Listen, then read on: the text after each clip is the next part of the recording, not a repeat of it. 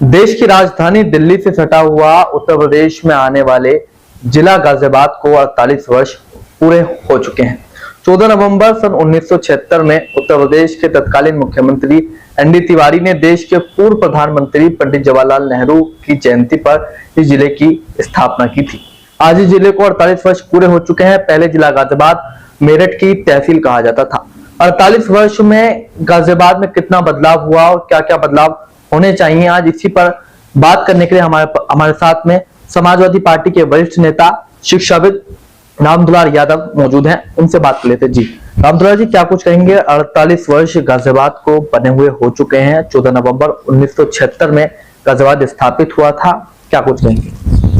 गाजियाबाद की जनता के लिए ये गर्व का विषय रहा जब यह जनपद बना।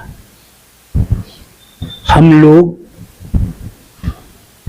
गाजियाबाद में रहते थे और जब भी पत्र कहीं भेजना होता था तो जिला मेरठ लिखते थे, और जैसे ही जिला गाजियाबाद बना हम लोग जनपद गाजियाबाद लिखने लगे। पहला बदलाव तो जिला बनने पर यही हुआ। दूसरा, जो गाजियाबाद की जनता की समस्याएं थी किसी भी प्रकार की, उसका निदान करवाने के लिए उन्हें दूर मेरठ जाना पड़ता था।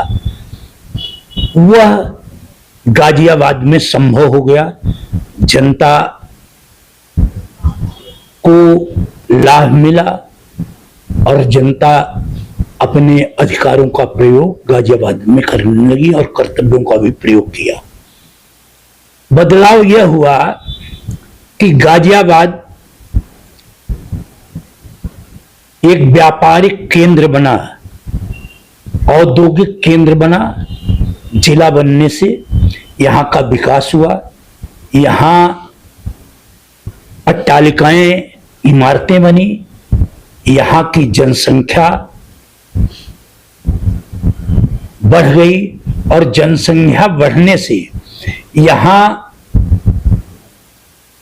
जो पर्यावरण है वह बहुत भयंकर स्थिति में पहुंच गया है। दूसरी समस्या है जाम की। जो गाजियाबाद की जनता जाम से बहुत त्रस्त है। बाकी डेवलपमेंट हुआ है, कॉलोनियों का बहुत डेवलपमेंट हुआ।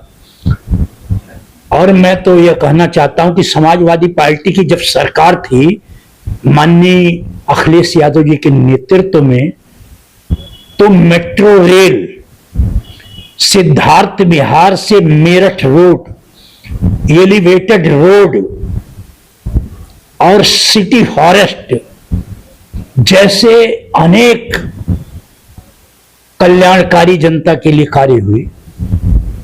बहुत ही विकास कार्य हुए, विकास की गंगा उन्होंने बनाई। उसके बाद भी गाजियाबाद के अंदर बहुत ही समस्याएं हैं। जैसे जल भराव की समस्या से आज तक गाजियाबाद उबर नहीं पाया है, जबकि लगातार सत्तारूढ़ पार्टी जो है उसी का मेयर, उसी का सांसद, उसी का विधायक है। लेकिन ये समस्या ज्यों की त्यों है। थोड़ी ही बरसात में गाजियाबाद की जनता अपार कष्ट झेलती है और उस कष्ट को झेलने पर लगातार मजबूर रहती है।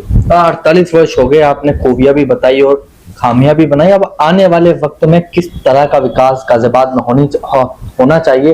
गाजियाबाद की जनता को मुख्य रूप से किन किन चीजों की आवश्यकता है?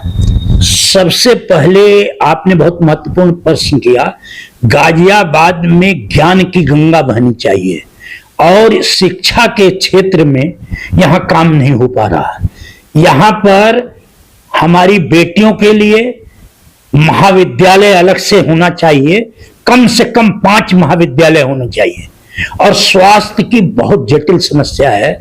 सरकारी स्वास्थ्य सेवाएं अपना काम पूरा नहीं कर पा रही हैं, यहाँ कमजोर वर्ग के लोग ज्यादा रहते हैं, यहाँ मजदूर ज्यादा रहता है, यहाँ या तो उच्च टेलिकाएं बनती हैं या उद्योगों में काम करते हैं। वह लोग चिकित्सा के क्षेत्र में बहुत ही दयनीय स्थिति में है। यहाँ सरकारी अस्पताल खुलने चाहिए जिससे उन्हें इसका लाभ मिल सके, क्योंकि यह जटिल समस्या है। और जिस देश, समाज, जिले की शिक्षा और चिकित्सा दुरुस्त नहीं है, वह कभी भी विकासशील या विकसित नहीं कहा जा सकता।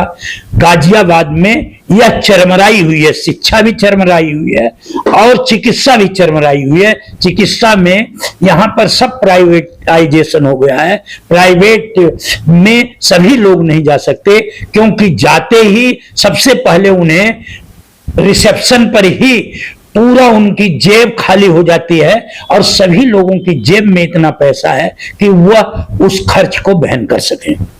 गाजियाबाद में कुछ संगठन ऐसे भी हैं जो लगातार इस प्रयास में रहते हैं कि जनपद गाजियाबाद का नाम बदल दिया जाए। किसी मुगल के नाम पे जनपद गाजियाबाद का नाम है, इसको लेकर आपकी क्या कुछ राय है?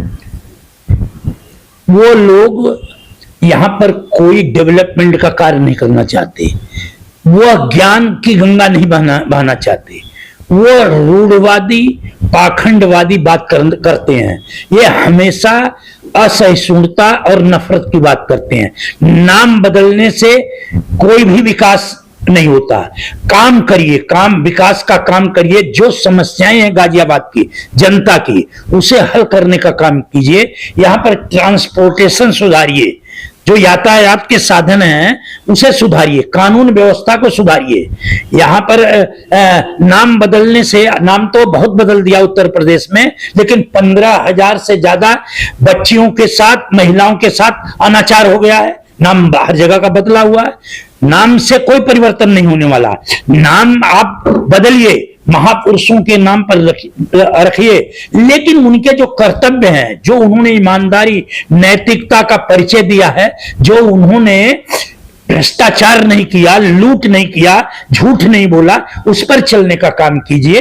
नाम बदलिए, उन महापुरुषों के नाम पर रखिए जो शहीद हुए हैं इस देश को आजाद कराने के अंदर, जो स्वतंत्रता सेनानी रहे हैं, उनका नाम, उनके नाम पर करिए।